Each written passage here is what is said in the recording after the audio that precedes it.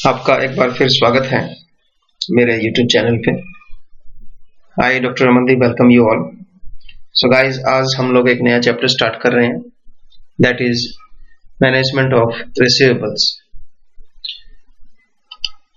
ये इस particular financial management book का सेकंड लास्ट चैप्टर है। इसके बाद एक चैप्टर और रह जाएगा, that is management of cash. सो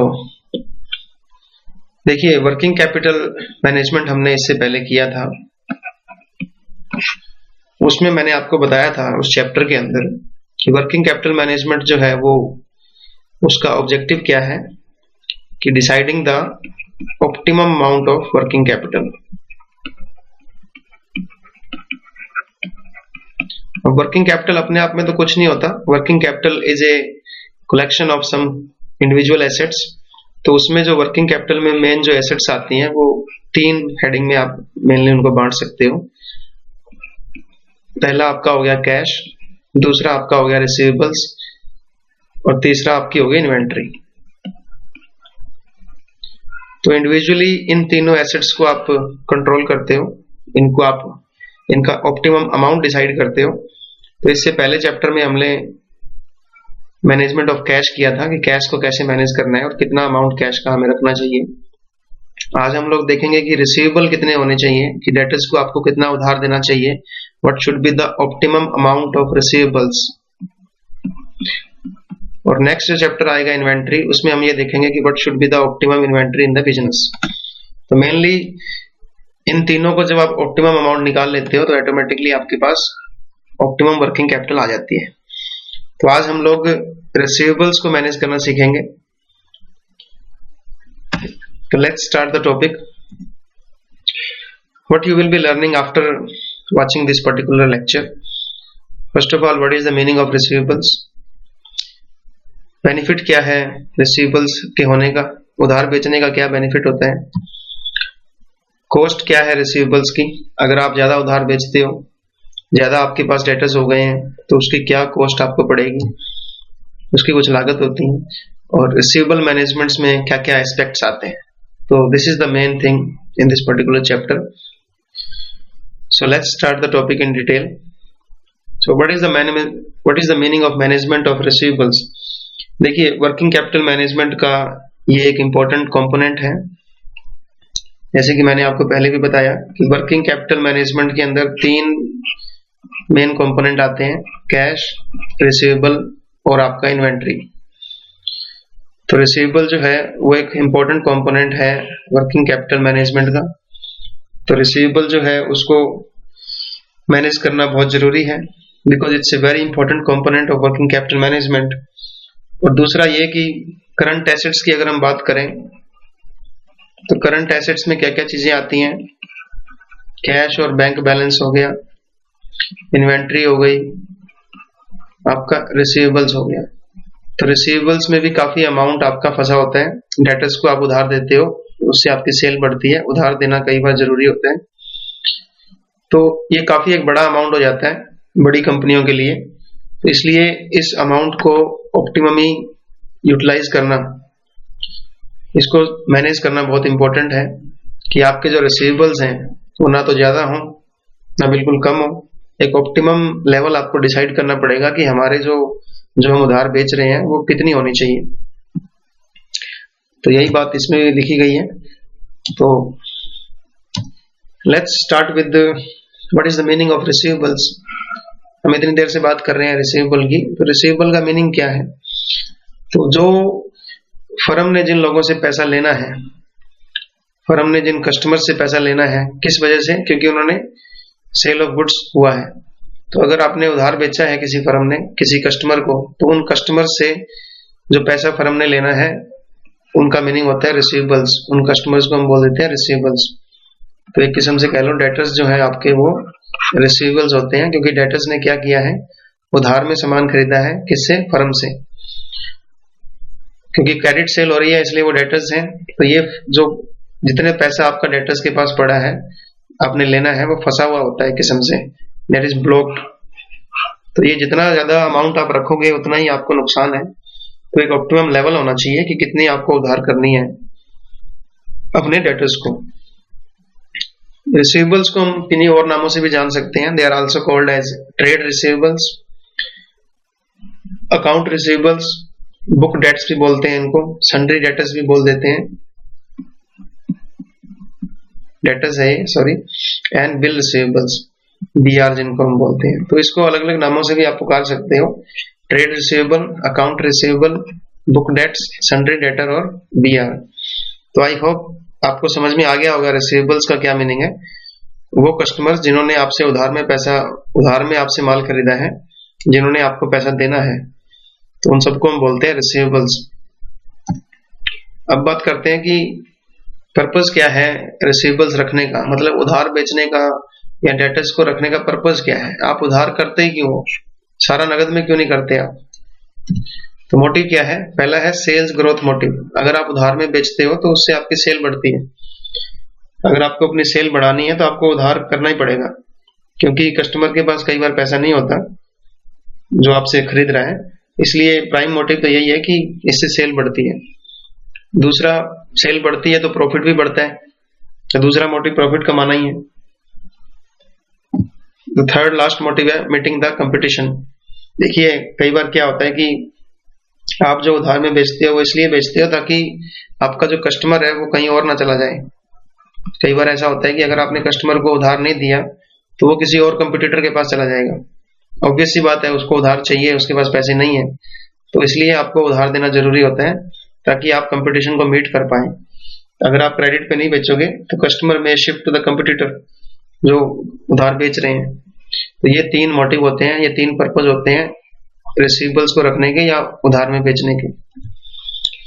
अब बात आती है कि जब आप उधार बेचते हो, जब आप रिसीवेबल्स रखते हो, जब आप अपने अकाउंट के अंदर बिल रिसीवेबल कह लो या डेटर्स कह लो, सन्ड्री डेटर्स कह लो, उनको जब रखते हो, उनको जब उधार बेचते हो तो उससे किस तरह की आपको कॉस्ट आती है। कई तरह की कॉस्ट आती हैं। उनमें से पहली कॉस्ट है एडमिनिस्ट्रेटिव कॉस्ट, प्रशासनिक लागतें। देखिए क्रेडिट सेल को रिकॉर्ड करना, जब आप क्रेडिट सेल करते हो तो उसको आप रिकॉर्ड करते हो, कस्टमर से कहां कहां से कलेक्शन आनी है, उसके लिए आपको एक अलग से क्रेडिट डिपार्टमेंट बनाना पड़ता है। तो ऐसे आसान नहीं है क्रेडिट में बेचना। तो उन सब उधार सेल को रिकॉर्ड करने के लिए एक अलग से डिपार्टमेंट होता है जो रिकॉर्ड करता है सेल्स को, और जो कस्टमर से पैसे कलेक्ट भी करते हैं वो लोग। तो आपको एक एडिशनल स्टाफ चाहिए, एडिशनल बिल्डिंग चाहिए, पूरे का पूरा अकाउंटिंग रिकॉर्ड आपको मेंटेन करना पड़ता है। उसके लिए कंप्यूटर, मेज, सब कुछ आपको लगाना पड़ेगा, स्टेशनरी। इसके अलावा जो क्रेडिट डिपार्टमेंट है उसका ये भी काम होता है कि ये पता करे कि कस्टमर की क्रेडिट वर्दीनेस कैसी है, कस्टमर की कैपेसिटी कैसी है, कस्टमर की औकात क्या है। तो उसके लिए भी उसको इन्फॉर्मेशन लेनी पड़ती है जगह जगह से, बैंक से, दूसरे लोगों से, प्राइवेट इन्वेस्टिगेशन से, तो उसपे भी खर्चा आता है। तो these are all administrative cost. Next is capital cost.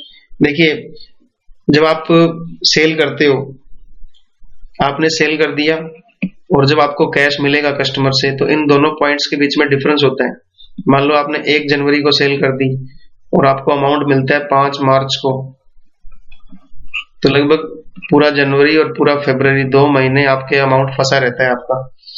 इसके अलावा आपने तो 1 जनवरी को सेल कर दिया ना, आपको तो इन 2 महीनों में बहुत सारे खर्चे करने हैं। परचेजेस का खर्चा है, वेजेस देनी है, इंटरेस्ट पे करना है, टैक्सेस देने हैं, बहुत सारे खर्चे आपने करने हैं।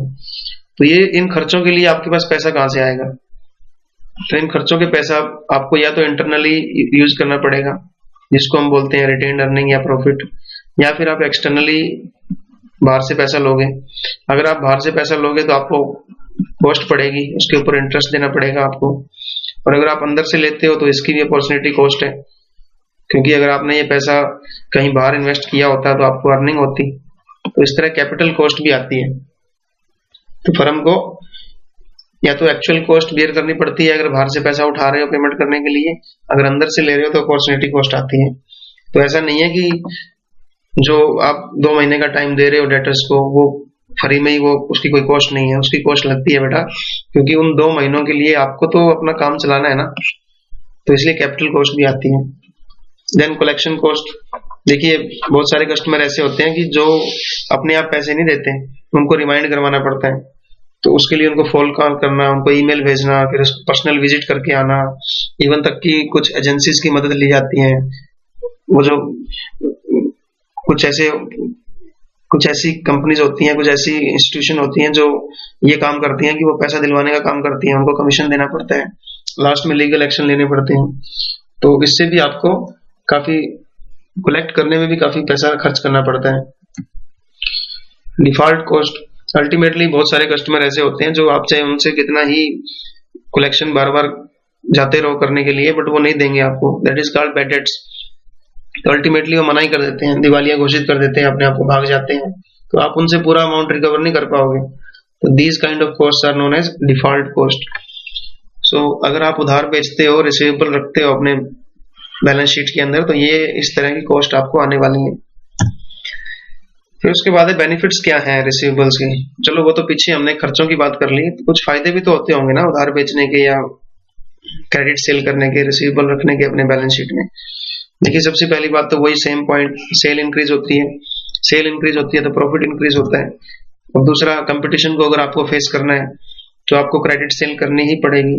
क्यों? क्योंकि अगर आप क्रेडिट सेल नहीं करोगे तो कस्टमर क्या करेगा, कस्टमर किसी और कंपटीटर के पास शिफ्ट हो जाएगा। तो अगर आपको कंपटीशन को फेस करना है, अच्छे ढंग से फेस करना है, तो आपको बेचना ही पड़ेगा। तो हमें पता लगा कि रिसीवेबल्स के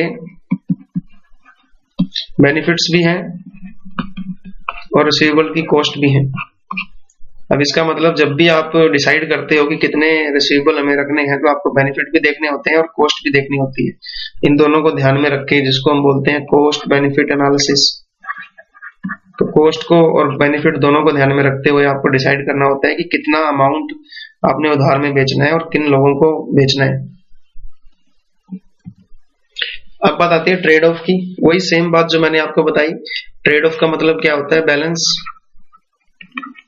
बैलेंस किस लिए? क्योंकि रिसीवेबल जो है उसकी कॉस्ट भी है और रिसीवेबल के बेनिफिट्स भी हैं। बेनिफिट्स मैंने आपको बताए थे, सेल बढ़ जाएगी, प्रॉफिट बढ़ जाएगा, कंपटीशन फेस कर पाओगे आप। कॉस्ट क्या थी? एडमिनिस्ट्रेटिव कॉस्ट थी, अलग से डिपार्टमेंट खोलना पड़ेगा। कलेक्शन कॉस्ट थी, उनको बार बार याद करवाना, रिमाइंडर भेजना, केस करने। डिफॉल्ट कॉस्ट थी और अल्टीमेटली कैपिटल कॉस्ट भी थी, क्योंकि आपका पैसा फंसा रहता है 2-3 महीनों के लिए, आपको पैसा भी तो चाहिए, उसके लिए आप लोन वगैरह लेते हो या अंदर से ही पैसे यूज करते हो। अब ट्रेड ऑफ का क्या मतलब है? तो आपको पता लग गया कि बेनिफिट भी होते हैं और कॉस्ट भी होते हैं। तो मैनेजमेंट को एक ऐसी क्रेडिट पॉलिसी अपनानी चाहिए जिससे कि बेनिफिट ज्यादा से ज्यादा हो और कॉस्ट कम से कम आए। तो एक ऐसा बैलेंस हमें बनाना पड़ेगा रिसीवेबल मैनेजमेंट में। हमें अगर रिसीवेबल को मैनेज करना है तो हमें एक ऐसी क्रेडिट पॉलिसी अपनानी पड़ेगी जिसमें बेनिफिट्स आपके मैक्सिमम हो और ये कॉस्ट आपकी मिनिमम आए। उसको हम बोलते हैं ट्रेड ऑफ। तो इसको करने के लिए रिसीवेबल मैनेजमेंट क्या करता है, क्रेडिट सेल वहां तक देता है जिस पॉइंट पे आपका marginal cost is equal to marginal profit. तो हमारा पॉइंट कौन सा रहेगा क्रेडिट सेल का?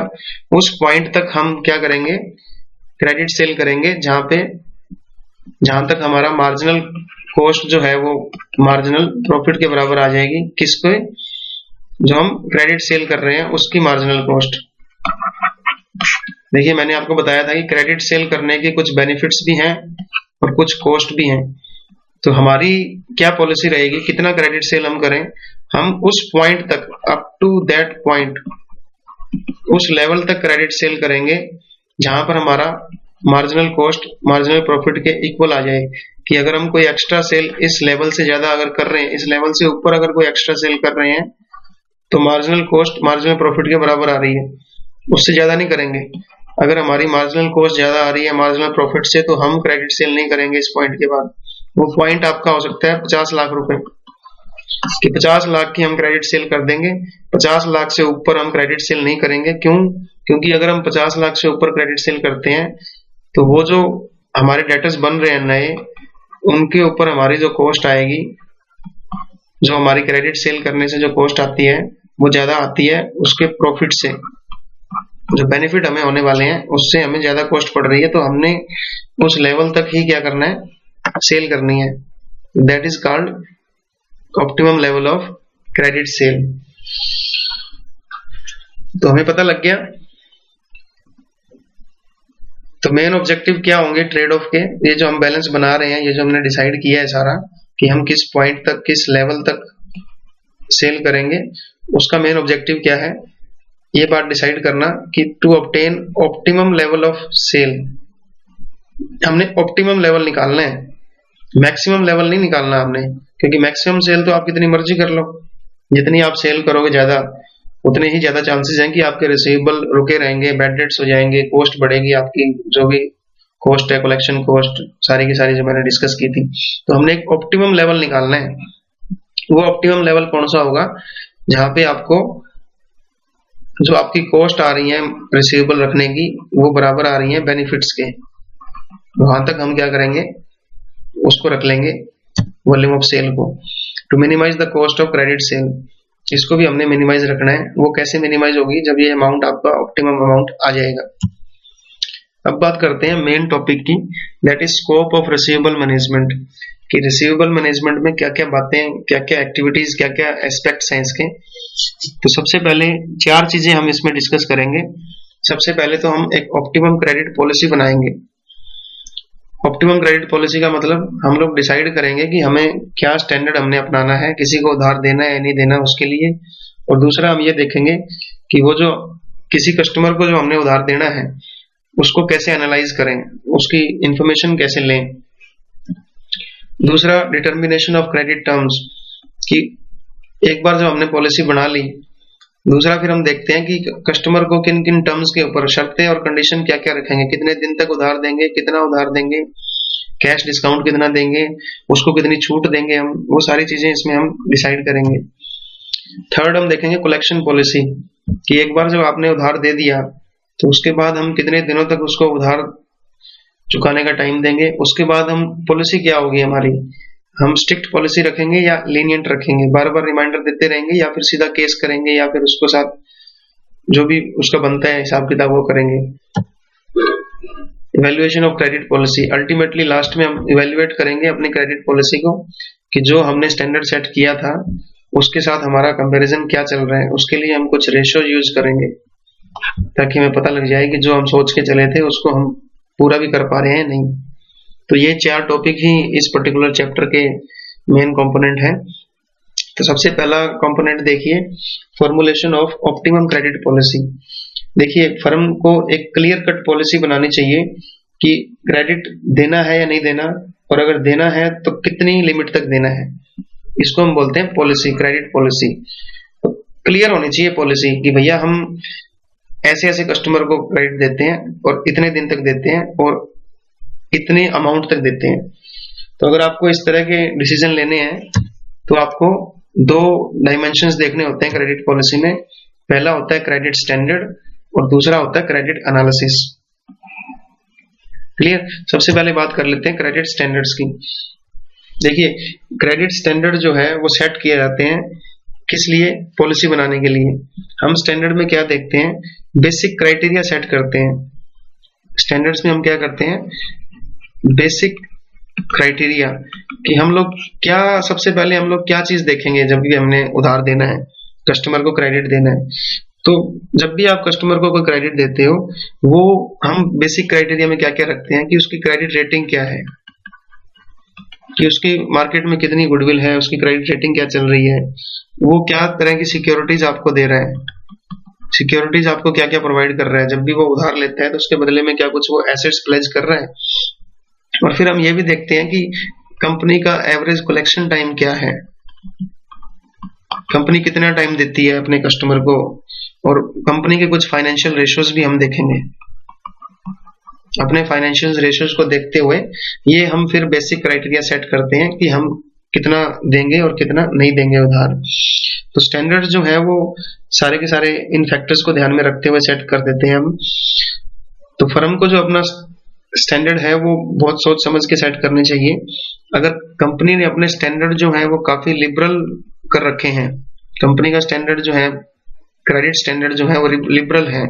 लिबरल का मतलब कि आपने बहुत छूट दे रखी है, मतलब आप किसी भी कस्टमर को बहुत जल्दी आप उधार दे देते हो, आपकी ये पॉलिसी है। तो इससे आपके क्या होगा, आपके रिसीवेबल बढ़ते चले जाएंगे। और अगर आपने स्टैंडर्ड्स टाइट कर रखे हैं तो फिर आप कम उधार दोगे, उसमें आपको नुकसान भी हो सकता है क्योंकि कंपटीटर के पास चला जाएगा आपका कस्टमर। तो फिर ये हमें इस बात का स्टैंडर्ड बनाते टाइम हमें ध्यान रखना चाहिए, ट्रेड ऑफ देखना चाहिए किसके बीच में, कि कॉस्ट कितनी आ रही है और बेनिफिट कितना आ रहा है, जो हमने लास्ट में टॉपिक अभी किया था कि ज्यादा उधार देने से क्या फायदा होगा और क्या नुकसान होगा, कम उधार देने से क्या फायदा होगा और क्या नुकसान होगा। तो उसके हिसाब से फिर आप उस एनालिसिस के बेस पे आप देख सकते हो कि ज्यादा उधार देने से क्या ज्यादा प्रॉफिट हो रहा है लागत के मुकाबले। अगर प्रॉफिट आपके ज्यादा हो रहे हैं कॉस्ट के मुकाबले तो आपको और उधार दे देना चाहिए, और अगर ज्यादा उधार देने से आपकी कॉस्ट बढ़ रही है बल्कि बेनिफिट आपको कम हो रहे हैं तो फिर आपको कम उधार देना चाहिए। क्लियर? तो इस टाइम जब आप स्टैंडर्ड बनाते हो तो आप दो ब्रॉड कैटेगरीज को देखते हो। पहली होती है क्वालिटेटिव फैक्टर्स देखते हो आप कुछ, और फिर आप देखते हो क्वांटिटेटिव फैक्टर्स। देखिए क्वालिटेटिव फैक्टर में क्या आता है कि एबिलिटी क्या है कस्टमर की, उसकी पब्लिक इमेज क्या है, और कुछ और सोशल फैक्टर्स देखते हो।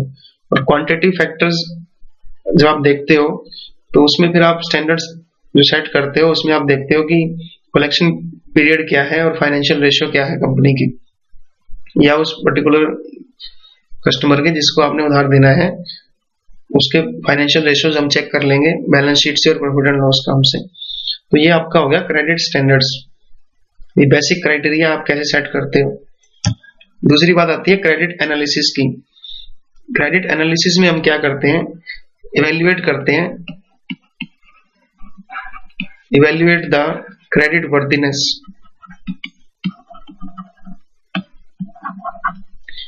मतलब यहाँ तो हमने स्टैंडर्ड सेट किया है, यहाँ पे हम एक्चुअल में उसकी क्रेडिट वर्दीनेस चेक करते हैं। किसकी? कस्टमर की। जो कस्टमर हमसे उधार लेने आया है हम उसकी क्रेडिट वर्दीनेस मतलब उधार चुकाने की क्षमता को चेक करते हैं। तो वो कैसे इवेल्युएट कर पाओगे आप? देखिए जो हमने डिसीजन लेना है कि उसको उधार देना है या नहीं देना, वो क्रेडिट एनालिसिस के बेस पे होगा। हम उसकी एक्चुअल में अब चेक कर रहे हैं कि उसकी औकात क्या है। तो इसका मतलब ये नहीं है कि हम हर कस्टमर को ही क्रेडिट दे रहे हैं। जब भी कोई कस्टमर आता है तो हम उसको पूरा एग्जामिन करते हैं, फिर उसके बाद हम उसको क्रेडिट देते हैं। तो इस क्रेडिट एनालिसिस का मीनिंग क्या है, इसमें दो चीजें आप चेक करोगे, एक तो क्रेडिट इंफॉर्मेशन चेक करना और एक क्रेडिट इंफॉर्मेशन को एनालाइज करना। तो अब अगर आपको किसी की उधार चुकाने की क्षमता को चेक करना है तो वो कहां से चेक करोगे आप?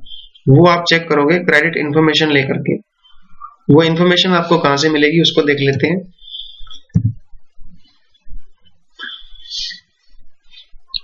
तो वो इंफॉर्मेशन आपको कहां से मिलेगी, या तो इंटरनल मिल सकती है या एक्सटर्नल सोर्सेज से मिल सकती है आपको। तो इंटरनल सोर्सेज से कहां कहां से आपको पता लग सकता है कि कस्टमर की क्या औकात है। एक तो कस्टमर को हम कह सकते हैं कि फॉर्म फिल कर दो जिसमें उनकी फाइनेंशियल एक्टिविटीज के बारे में पूछा जाता है कि उनका बैंक बैलेंस क्या है, उनके पास क्या एसेट्स हैं, कितने दिनों से वो काम कर रहे हैं। और दूसरा कस्टमर्स को ये भी कहा जा सकता है कि वो कुछ ट्रेड रेफरेंसेस दे दें। ट्रेड रेफरेंसेस का मतलब कि कस्टमर जो हमसे उधार लेने आया है उसके अगर कोई जानकार हो हमारे बिजनेस के अंदर, जो और कंपनीज के अंदर, या और जो हमारे सेम लेवल का काम कर रहे हैं, या फिर जो जिसको वो मटेरियल सप्लाई कर रहा है आगे फिनिश गुड्स, उससे हम उसकी औकात पूछ सकते हैं। तो that is called with in the business trade references भी हम उससे ले सकते हैं। और दूसरा अगर कोई ओल्ड कस्टमर हमसे फिर उधार मांगने आया है तो हम उसका पास्ट रिकॉर्ड भी चेक कर सकते हैं। तो ये हो गई इंटरनल सोर्सेज की बातें। अब बात करते हैं एक्सटर्नल सोर्सेज की। ये आपको कस्टमर की क्रेडिट इंफॉर्मेशन मिल सकती है एक्सटर्नल सोर्सेज से भी। वो पहला क्या होगा, फाइनेंशियल स्टेटमेंट, कि आप उसकी बैलेंस शीट और प्रॉफिट एंड लॉस अकाउंट को चेक कर सकते हो। उसमें आप जो रेशियोज होते हैं आपके उनको आप चेक कर सकते हो, profitability ratio, liquidity ratio, debt equity ratio, capital structure के जो रेशियो हैं उनको आप चेक कर सकते हो। इससे आपको काफी जानकारी मिल जाएगी। दूसरा बैंक रेफरेंस, आप कस्टमर का जो बैंक है जिस कस्टमर का जिस बैंक में अकाउंट है वहां से आप पता कर सकते हो। आपका बैंक पता करके दे देगा दूसरे बैंक से, तो आपका बैंक थोड़े चार्जेस लेगा। बट इंडिया में जो है वो इस तरह की काफी यूजफुल नहीं है, क्योंकि इंडिया में बैंक्स जो है वो थोड़ी सी एम्बिगुअस इंफॉर्मेशन देते हैं, वो क्लियर कट बताते नहीं है कि क्या चल रहा है। क्योंकि बैंक का और आपके कस्टमर का एक अच्छा रिलेशन होता है आपस में, तो बैंक बाहर नहीं भेजेगा इंफॉर्मेशन, तो इसको ज्यादा यूज नहीं कर सकते हम। फिर बात आती है ट्रेड रेफरेंसेस की।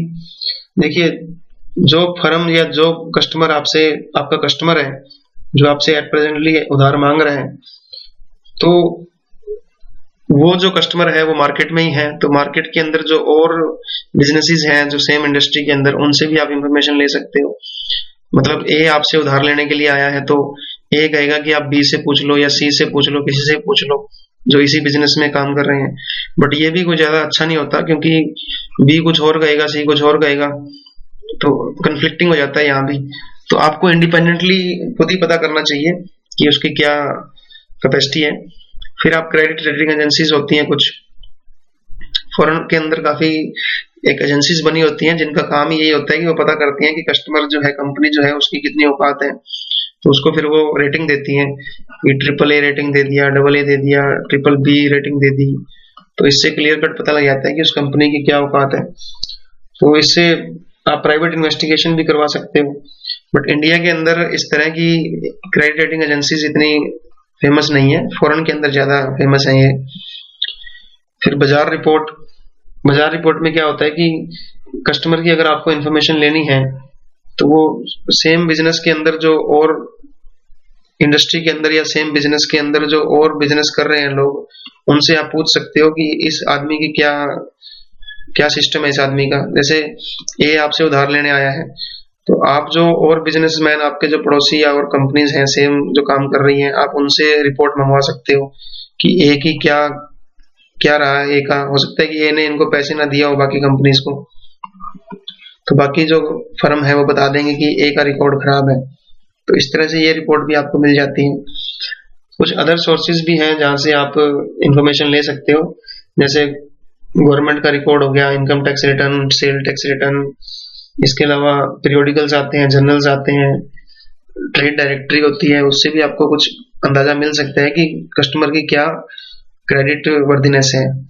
तो इन सब चीजों से आपको पता लग जाता है। अब कस्टमर की जब आपको इन्फॉर्मेशन मिल जाती है, उसके बाद आप क्या करते हो, analysis of the credit information. अब ये जो इन्फॉर्मेशन आपने प्राप्त की थी पहले पॉइंट के अंदर, एक्सटर्नल सोर्सेज से और इंटरनल सोर्सेज से, अब आप इसको क्या करते हो, एनालाइज करते हो। तो एनालाइज करते टाइम हम दो एक्सपेक्ट लेके चलते हैं, क्वांटिटेटिव एक्सपेक्ट और क्वालिटेटिव एक्सपेक्ट। क्वांटिटेटिव में तो हम उसकी बैलेंस शीट देख लेते हैं, उसका बैंक बैलेंस देख लेते हैं, उसकी फाइनेंशियल पोजीशन पिछले सालों की, उसके पास कैश कितना पड़ा है, उसकी फैक्ट्री जो वो काम कर रहा है उसकी कितनी पुरानी है, ये सब चीजें हम उसमें लेके चलते हैं। और क्वालिटेटिव एक्सपेक्ट की जब बात करते हैं तो वो भी हमें साथ साथ याद रखने चाहिए। तो इसमें हम क्या देखते हैं कि वो पे कर पाएगा या नहीं कर पाएगा, विलिंगनेस कितनी है, उसकी गुडविल कितनी है, पब्लिक इमेज कितनी है। तो इन दोनों एक्सपेक्ट को मिला करके फिर हम एनालाइज करते हैं पूरा का पूरा, भी हमें कितनी कस्टमर को उधार देना है या नहीं देना, और देना भी है तो कितना देना है। तो ये किस बात पर डिपेंड करता है, क्रेडिट इंफॉर्मेशन को एनालाइज करके हमें पता लगता है कि हमें क्या पाया। ये तो हम पिछले पॉइंट में हम सिर्फ एक्सटर्नल और इंटरनल से इंफॉर्मेशन इकट्ठी कर रहे हैं, इस पॉइंट में हम उस इंफॉर्मेशन को एनालाइज कर रहे हैं क्वांटिटेटिव पॉइंट ऑफ व्यू से और क्वालिटेटिव से भी। हो सकता है कि क्वांटिटेटिव पॉइंट में हमें पता लग जाए कि बैलेंस शीट उसकी अच्छी है, बट मार्केट में उसकी गुडविल अच्छी नहीं है, तो हमें क्वांटिटेटिव को देखना चाहिए और क्वालिटेटिव को भी देखना चाहिए। तो अगर हमारा जो यहाँ पे जो हमें पता लगेगा, जो हमने एनालिसिस यहाँ पे किया है, उसको फिर हम किससे कंपेयर करेंगे, जो हमने पहले पॉइंट में स्टैंडर्ड सेट किए थे। क्लियर? अगर आपकी जो क्रेडिट वर्दीनेस जो आई है वो स्टैंडर्ड से कम आई है तो हम उसको उधार नहीं देंगे। और अगर हमने जो एनालाइज किया है इन दोनों एक्सपेक्ट को मिलाकर के, उसकी वर्दीनेस जो हमने चेक की है वो स्टैंडर्ड से ज्यादा आ रही है कि वो फुलफिल कर रही है स्टैंडर्ड्स को, तो फिर हम उसको उधार दे देंगे। तो इसका मतलब क्या हुआ कि हम लोग, पीछे देखिए, ये जो हमारा पॉइंट है पहला कि क्रेडिट स्टैंडर्ड और क्रेडिट एनालिसिस। क्रेडिट स्टैंडर्ड में हम क्या सेट करते हैं, कुछ क्राइटेरिया सेट करते हैं कि हम उधार उन्हीं को देंगे जो इन पॉइंट्स को पूरा करते हैं। और क्रेडिट एनालिसिस में हम क्या करते हैं, सबसे पहले तो इंफॉर्मेशन कलेक्ट करते हैं और फिर उस इंफॉर्मेशन को एनालाइज करते हैं। उस इंफॉर्मेशन को एनालाइज करने के बाद हमें उसकी एक्चुअल पोजीशन का पता लग जाता है कि वो क्या, उसकी औकात कितनी है, उसकी कैपेसिटी कितनी है। अब हम क्या करेंगे, यहाँ पे उसकी पोजीशन को स्टैंडर्ड के साथ कंपेयर करेंगे। अगर इसकी जो एक्चुअल पोजीशन, जो अच्छी पोजीशन है, वो हमारे स्टैंडर्ड के अनुरूप है, स्टैंडर्ड से भी ज्यादा है, तो हम उसको उधार दे देंगे, अदरवाइज हम उसको उधार नहीं देंगे। अब सेकंड पॉइंट आता है डिटर्मिनेशन ऑफ क्रेडिट टर्म्स। देखिए, एक बार हमने क्रेडिट स्टैंडर्ड सेट कर दिए, क्रेडिट स्टैंडर्ड सेट करने के बाद हमने क्रेडिट इंफॉर्मेशन भी ले ली, क्रेडिट इंफॉर्मेशन को एनालाइज कर लिया और हमें पता लगा कि वो स्टैंडर्ड से ज्यादा है, तो फिर हम क्या करते हैं, क्रेडिट टर्म्स डिसाइड करते हैं, शर्तें डिसाइड करते हैं कि हम किन किन शर्तों के ऊपर उसको उधार देंगे और रीपेमेंट ऑफ द अमाउंट कैसे सेट होगा, कि उसको वापस कैसे करना है और कब करना है। तो इसमें 3 पॉइंट्स हम लोग ध्यान रखते हैं। जब आप उधार की शर्तें डिसाइड करते हो तो 3 मेन कंपोनेंट होते हैं, क्रेडिट पीरियड, क्रेडिट डिस्काउंट और कैश डिस्काउंट। क्रेडिट पीरियड का क्या मतलब होता है कि आप कितने पीरियड तक, कितने टाइम तक उसको उधार दोगे। तो मान लो आपने क्रेडिट पीरियड डिसाइड कर दिया 30 डेज, तो इसका मतलब ये है कि कस्टमर जो है उसको 30 दिन तक आप उधार दे रहे हो। तो इसको हम कैसे लिखते हैं लैंग्वेज के अंदर, नेट 30। नेट 30 का क्या मतलब है कि आपने कितना टाइम पीरियड उधार दिया है उसको, 30 डेज। दूसरी बात आती है कैश डिस्काउंट की। देखिए, हम चाहते हैं कि वो जल्दी पेमेंट कर दें। जल्दी पेमेंट करवाने के लिए आप क्या करते हो, कैश डिस्काउंट ऑफर करते हो उसको। तो कस्टमर जो है with in A time period अगर कैश डिस्काउंट लेना चाहता है तो वो कैश डिस्काउंट की पेमेंट ले सकता है, कैश डिस्काउंट उसको मिल जाएगा। अगर कस्टमर कैश डिस्काउंट नहीं लेना चाहता तो फिर उसको वही जो क्रेडिट पॉलिसी हमारी चल रही है कि 30 दिन के अंदर पेमेंट करनी है, तो वो उसको करनी पड़ेगी, वही सेम अमाउंट जो उसको डिसाइड किया गया था। तो कैश डिस्काउंट क्या है कि वो जल्दी पेमेंट कर दे, उसके लिए हम उसको क्या कह रहे हैं, कुछ डिस्काउंट दे रहे हैं। अब कैश डिस्काउंट का भी एक पीरियड होता है, उसी के अंदर अगर वो पेमेंट करता है तो फिर तो कैश डिस्काउंट मिलेगा, अगर वो उस पीरियड में नहीं करता है तो फिर हम उसको वो डिस्काउंट नहीं देंगे, उसको पूरी पेमेंट करनी पड़ेगी। तो इसको हम कैसे लिखते हैं, उसको हम लिखते हैं लैंग्वेज के अंदर 2/10 नेट 30।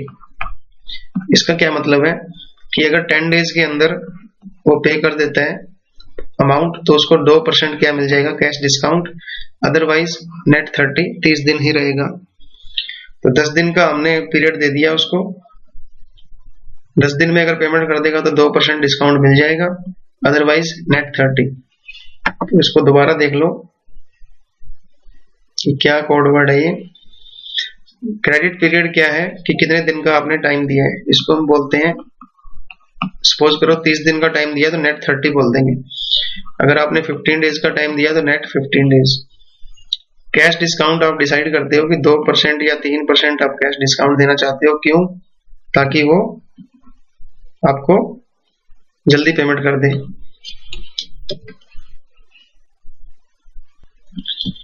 कैश डिस्काउंट पीरियड का क्या मतलब है कि आप कैश डिस्काउंट के लिए भी पीरियड डिसाइड करते हो कि भैया इतने दिनों में पेमेंट कर देगा फिर तो कैश डिस्काउंट मिल जाएगा, अदरवाइज नहीं। तो इसको कैसे लिखते हैं, मान लो आप 2% डिस्काउंट देना चाहते हो और 10 दिन का टाइम देते हो, तो इसको लिखेंगे 2/10 नेट 30, मतलब टोटल टाइम पीरियड तो 30 डेज का है, डिस्काउंट मिल जाएगा 2% अगर 10 दिन में क्या करता है, पेमेंट करता है, तो अदरवाइज 30 दिन में पेमेंट करनी पड़ेगी पूरी। तो ये होती है क्रेडिट टर्म्स। तो क्रेडिट टर्म्स जो है वो कैसे डिसाइड करते हो, कॉस्ट बेनिफिट एनालिसिस के ऊपर। अगर आप ज्यादा लिबरल क्रेडिट टर्म्स कर दोगे तो क्रेडिट पीरियड बढ़ जाएगा, उससे आपका रिसीवेबल बढ़ जाएंगे, तो फिर देखना पड़ेगा कि रिसीवेबल बढ़ने से कॉस्ट बढ़ती है या बेनिफिट बढ़ता है। सेल तो बढ़ जाएगी बट उसके कारण आपको कॉस्ट भी बढ़ जाएंगी दूसरे वाली। बट अगर आप क्रेडिट पीरियड कम करते हो तो फिर उससे आपकी प्रॉफिटेबिलिटी कम हो जाएगी। तो ये इन सब चीजों का आपको फिर ध्यान में रखना पड़ता है कि आपने ज्यादा क्रेडिट पीरियड देना है या कम क्रेडिट पीरियड देना है, वो किस बात पे डिपेंड करता है, कॉस्ट बेनिफिट एनालिसिस के ऊपर। थर्ड मेन पॉइंट आता है, देखिए 4 मेन पॉइंट थे उसमें से हम थर्ड कर रहे हैं, फॉर्मुलेशन ऑफ कलेक्शन पॉलिसी। देखिए सबसे पहले हमने क्या पॉइंट डिस्कस किया था। सबसे पहले हमने फॉर्मुलेट की थी, मैं आपको याद दिला रहा हूं, फॉर्मुलेट की थी क्रेडिट पॉलिसी। फिर हमने क्रेडिट पॉलिसी जब फॉर्मुलेट कर ली थी, फिर हमने डिटरमाइन किया था क्या, क्रेडिट टर्म्स, कि हम किस किस शर्त के ऊपर देंगे। हमने उसको दे दिया है। अब जब हमने उसको दे दिया है तो अब हम क्या बनाएंगे, फॉर्मुलेशन ऑफ कलेक्शन पॉलिसी, कि अब हमने उससे वापस कैसे लेना है, वापस लेने के लिए क्या प्रोसीजर हम अपनाएंगे, ये आएगा किसमें, कलेक्शन पॉलिसी के अंदर। तो थर्ड मेन एस्पेक्ट है कलेक्शन पॉलिसी। कलेक्शन का क्या मतलब होता है, कलेक्शन पॉलिसी का मीनिंग है कि कलेक्शन प्रोसीजर क्या होगा, आप किस तरह से उससे पैसा वापस लेंगे, उसको रिमाइंडर देंगे, ईमेल करेंगे, फिर उसके पास जाके आएंगे। तो ये सब चीजें हमें कस्टमर से जो पैसा कलेक्ट करना है उसकी कलेक्शन प्रोसीजर क्या होगा, जो हमें विद इन टाइम पीरियड आपको पेमेंट नहीं कर रहे, उसको हम बोलते हैं कलेक्शन पॉलिसी। कलेक्शन पॉलिसी जो है वो स्ट्रिक्ट भी हो सकती है और लीनियंट भी हो सकती है। अब देखिए, अगर आप कलेक्शन पॉलिसी को स्ट्रिक्ट रखते हो, स्ट्रिक्ट कलेक्शन पॉलिसी का क्या मीनिंग है कि आप जो है ज्यादा टाइम नहीं देते कस्टमर को, ज्यादा लंबा टाइम नहीं देते, क्योंकि लंबा टाइम अगर आप ज्यादा दोगे तो बैड डेट्स भी हो सकते हैं। तो आप क्या करते हो, बहुत स्ट्रिक्टली आप कलेक्शन पॉलिसी रखते हो, बहुत कम टाइम आप देते हो, बहुत कम आप रिमाइंडर भेजते हो, और आप जल्दी से जल्दी पेमेंट लेना चाहते हो।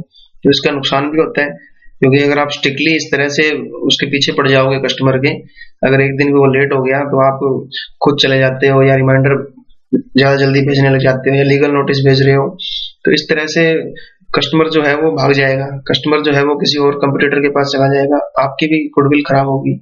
दूसरी तरफ अगर आप लीनियंट रखते हो क्रेडिट पॉलिसी को, कलेक्शन पॉलिसी को लीनियंट रखते हो, तो इससे सेल तो बढ़ जाएगी, बट आपके जो रिसीवेबल्स हैं वो ज्यादा इकट्ठे हो जाएंगे। ज्यादा इकट्ठे जब हो जाएंगे तो बैड डेट्स के चांसेस हो जाएंगे। तो इससे कस्टमर जो है वो कभी आपको पैसा देगा ही नहीं, क्योंकि आप उसको बार बार कह रहे हो कि पैसे दे दो, कोई बात नहीं, जब होंगे तब दे देना। तो इससे क्या होता है कि कंपनी को नुकसान भी हो सकता है। तो बहुत सोच समझ के कॉस्ट बेनिफिट, फिर वही बात, कॉस्ट बेनिफिट एनालिसिस कर लेना चाहिए कि आपको कितना कलेक्शन पीरियड कितना रखना है, कब उनको फोन करना है, और कितना उनको अलाउ करना है, 2 महीने 3 महीने तक देना है, वो सारी की सारी बातें आती हैं। कॉस्ट कितनी पड़ रही है, बेनिफिट कितना हो रहा है। एक मेन बात हमें याद रखनी चाहिए कलेक्शन पॉलिसी बनाते टाइम, कि जो आपका कलेक्शन डिपार्टमेंट होता है इसके लिए अलग से, तो कलेक्शन डिपार्टमेंट जो है वो ही सारा डील करता है। उसको बहुत ही सावधानी पूर्वक सेल्स डिपार्टमेंट से और अकाउंट डिपार्टमेंट से पूछते रहना चाहिए कि ये जो एक, मान लो एक कस्टमर है, उसने टाइमली पेमेंट नहीं किया, तो कलेक्शन डिपार्टमेंट ने सीधा उसके घर नोटिस भिजवा दिया, या फिर उसके घर पे पर्सनली चले गए उसके ऑफिस में, तो ये बहुत बुरी बात है। तो हमें सेल्स डिपार्टमेंट से पहले पूछ लेना चाहिए कि वो आदमी की कितनी कैपेसिटी है, उसका पास्ट रिकॉर्ड क्या है।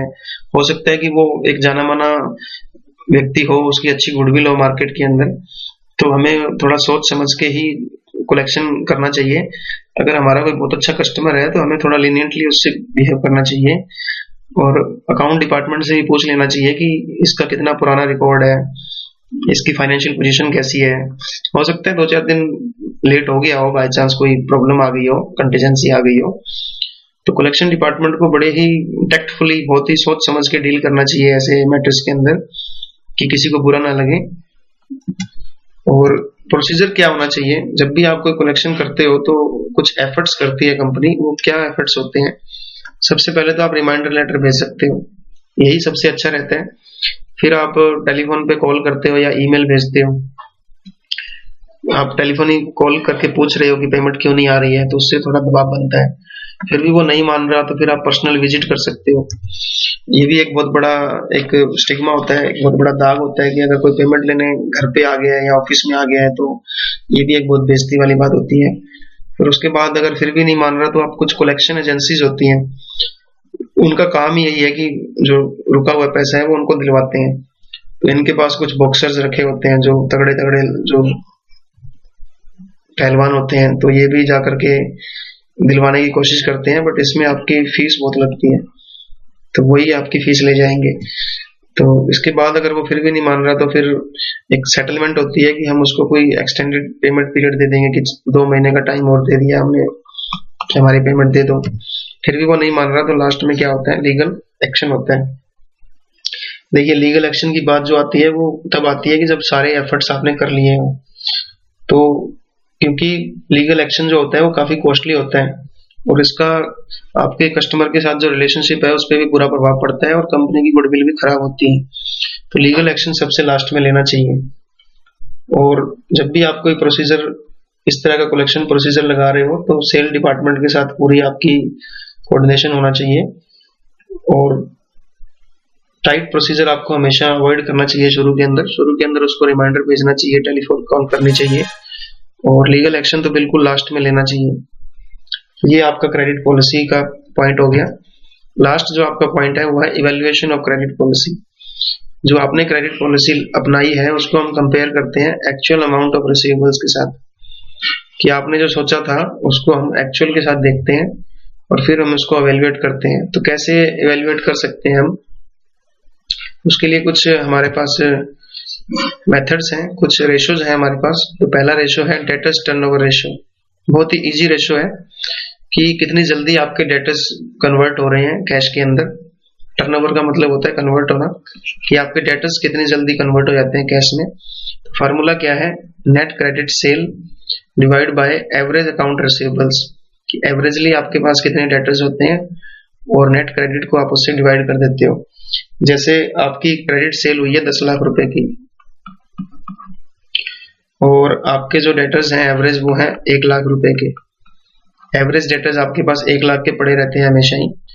तो आपका डेटर टर्नओवर रेशियो कितना आ गया, 10 टाइम्स, कि एक साल में आपके जो डेटर्स हैं वो 10 बार जो है चेंज हो जाते हैं, कन्वर्ट हो जाते हैं कैश के अंदर। तो ये रेशियो जितना ज्यादा होगा उतना ही अच्छा होगा कंपनी के लिए, क्योंकि उतनी ही जल्दी आपकी क्या हो रही है, डेटर्स कन्वर्ट हो रहे हैं कैश में, मतलब डेटर्स बहुत जल्दी आपको पेमेंट कर रहे हैं। तो ये जितना ज्यादा होगा उतना ही अच्छा होगा। मान लो ये आपका आता है 2 टाइम्स, तो इसका क्या मीनिंग हुआ कि साल में सिर्फ 2 बार ही डेटर्स आपके कैश में कन्वर्ट होते हैं। 6-6 महीने तक आपके डेटर्स क्या पड़े रहते हैं, लटकते रहते हैं, पेमेंट नहीं करते वो। तो आप एवरेज अकाउंट रिसीवेबल्स भी निकाल सकते हो, एवरेज कलेक्शन पीरियड, इसको हम लिखेंगे एवरेज कलेक्शन पीरियड, कि आपका कलेक्शन पीरियड कितना है, कितने दिन बाद में आपको पैसे मिल जाते हैं। तो उसका फार्मूला होता है मंथ्स इन ए पीरियड और जो आपका रेशियो आया है वो। तो मान लो मंथ्स 12 होते हैं और आपका रेशियो आया था 2, तो इसका मतलब क्या हुआ, 6 मंथ। तो कलेक्शन पीरियड क्या हुआ, 6 मंथ। 6 महीने तक आप कलेक्शन नहीं करते, 6-6 महीने आपको लग जाते हैं। तो जितना ये रेशियो ज्यादा होगा उतना ही आपके लिए अच्छा होगा। दूसरा हमारे पास रेशियो है एजिंग शेड्यूल ऑफ रिसीवेबल। दूसरा जो हमारे पास मेथड है वो है एजिंग शेड्यूल ऑफ रिसीवेबल, कि आपके जो रिसीवेबल है उनकी एज क्या है, कितने दिनों से आपके डेटर्स आपकी बैलेंस शीट में दिख रहे हैं। तो ये एक किस्म से एक शेड्यूल होता है तो चेक करने के लिए कि how old are the receivables. इसका एक स्पेसिमेन मैं आपको दिखा रहा हूँ। ये आपका पीरियड है 0 से लेके 30 दिन, 31 से 45 डेज, 46 से 60 डेज, 61 से 75 डेज, 76 से 90 डेज और 90 डेज से ऊपर। तो ऐसे कितने अकाउंट हैं, मान लो आपके पास टोटल 500 अकाउंट्स हैं और 0 से लेके 30 दिन तक वाले जो कस्टमर हैं आपके डेटर्स हैं वो 125 हैं। ऐसे 125 कस्टमर्स हैं जिनका सिर्फ आउटस्टैंडिंग पीरियड जो सिर्फ लेस देन 30 डेज है। तो ये अलग अलग हमें अकाउंट्स दिए हुए हैं और इनका अमाउंट भी दिया हुआ है। टोटल 6 लाख रुपीस के आपके पास डेटर्स हैं और इन डेटर्स में जो 30 डेज से कम वाला जो अमाउंट है वो है 2,40,000। लगभग 2,40,000 जो आपके डेटर्स हैं वो 30 दिन से कम वाले हैं। तो इधर आप देख सकते हैं कि इसका टोटल आप परसेंटेज में किया है हमने यहाँ पे, कि टोटल 500 अकाउंट है आपके पास, उसमें से 125 अकाउंट ऐसे हैं जिनका 30 दिन से कम का है, तो वो कितने हैं, 25%। क्लियर। और फिर इनको भी हम परसेंटेज वाइज निकाल सकते हैं और इधर हमने अमाउंट का परसेंटेज ले रखा है। ये जो 2,40,000 है, ये 6 लाख का कितना है 40%। तो ये 20% हो गया कि ऐसे कस्टमर जो 31 डेज से लेके 45 डेज तक आपके पास पड़े हैं, उनका अमाउंट है 1,20,000, जो कि 20% है टोटल अमाउंट का। और ऐसे अकाउंट कितने हैं 150, और इनका परसेंटेज कितना है 30%। तो यहाँ पे आपने ये भी 100% हो गया, ये भी 100% हो गया। इससे आपको क्या पता लगता है? देखिए, इससे हमें ये पता लगता है कि टोटल आपका जो अमाउंट है उसका 40% जो है वो 0 से लेके 30 डेज तक ही आउटस्टैंडिंग रहते हैं। तो बाकी ये जो 60% है, ये मोर देन 30 डेज वाले हैं। तो अगर मान लो कंपनी की पॉलिसी है कि वो 30 डेज का ही उधार देती है, बस 30 डेज की उसकी क्रेडिट पॉलिसी है, तो 60% ऐसे कस्टमर हैं जिनकी अभी तक उधार बाकी पड़ी है, उन्होंने पेमेंट नहीं किया है। तो ये बहुत कम होना चाहिए था। इसका मतलब बहुत सारे कस्टमर ऐसे हैं जो 30 डेज के बाद भी उधार नहीं दे रहे। ठीक है, तो लगभग ये आपका 12% है। लगभग 12% तो ऐसे हैं, टोटल अमाउंट 12% में ऐसा है जो 90 दिनों से ऊपर पड़ा है, और टोटल अकाउंट में वो लगभग 10% है। तो इस तरह के शेड्यूल से हमें काफी कुछ पता लगता है कि कितने ओल्ड आपकी इन्वेंट्री, आपकी जो रिसीवेबल है वो कितने पुराने हैं, और वो पेमेंट क्यों नहीं कर रहे, कितने दिनों से नहीं कर रहे। So thank you so much for listening. इसके जो इलस्ट्रेशंस हैं वो हम लोग नेक्स्ट लेक्चर में करेंगे। ये बहुत ही इजी चैप्टर है। ये जो टॉपिक है वो डीके गोयल और शैली गोयल की बुक से करवाया गया है, फाइनेंशियल मैनेजमेंट की। Again thank you so much for listening.